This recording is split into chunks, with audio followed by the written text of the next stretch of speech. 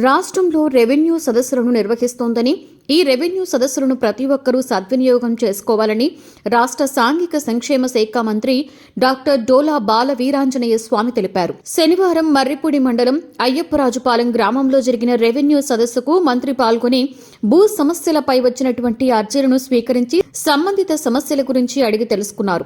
భూ సమస్యలకు శాశ్వత పరిష్కారం చూపడమే లక్ష్యంతో రాష్ట్ర ప్రభుత్వం రెవెన్యూ సదస్సులను నిర్వహిస్తోందన్నారు.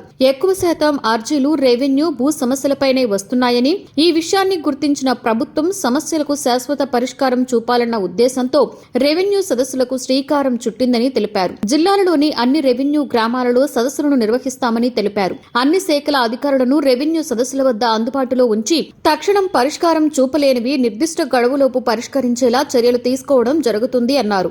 వారసత్వంగా వచ్చిన భూ హక్కు సంబంధిత వారసులకు అందించడమే లక్ష్యమన్నారు. జాయింట్ కలెక్టర్ ఆర్ గోపాలకృష్ణ మాట్లాడుతూ క్షేత్రస్థాయిలో ఉన్న భూ సమస్యలకు పరిష్కారం చూపే లక్ష్యంతో రాష్ట్ర వ్యాప్తంగా ఈ రోజు నుండి జనవరి 8వ తేదీ వరకు రెవెన్యూ సదస్సులను నిర్వహిస్తున్నట్లుగా తెలిపారు. రెవెన్యూ సదస్సుల్లో గ్రామ ప్రజల నుండి వచ్చిన అర్జీలకు రసీదు ఇవ్వడంతో పాటుగా ఆన్లైన్లో నమోదు చేయడం జరుగుతుందన్నారు. వచ్చిన అర్జీలలో సత్వరం పరిష్కారం చూపే అవకాశం ఉంటే వెంటనే సంబంధిత అర్జీని పరిష్కరించడం, సత్వరం పరిష్కారం చూపకపోతే నిర్దిష్టమైన టైంలోపు పరిష్కరించేలా చర్యలు తీసుకోవడం జరుగుతుంది అన్నారు. ఈ రెవెన్యూ సదస్సులో కేవలం భూ సంబంధిత సమస్యలే కాకుండా ఇతర సమస్యలపై కూడా అర్జీలు వచ్చినా స్వీకరించడం జరుగుతుందన్నారు. కుల ధృవీకరణ, ఫ్యామిలీ మెంబర్స్ సర్టిఫికెట్ల కొరకు వచ్చిన దరఖాస్తులను తక్షణం పరిశీలన చేసి పరిష్కరించడం జరుగుతుందన్నారు. జిల్లా వ్యాప్తంగా క్లీన్ ప్రకాశం, గ్రీన్ ప్రకాశం కార్యక్రమాన్ని గ్రామ స్థాయి నుండి జిల్లా స్థాయి వరకు నిర్వహించడం జరుగుతుందన్నారు. పరిసరాలను పరిశుభ్రంగా ఉంచడమే ఈ కార్యక్రమం ముఖ్య ఉద్దేశమన్నారు. ప్రజలంతా కూడా ఈ కార్యక్రమంలో భాగస్వాములు కావాలి అన్నారు.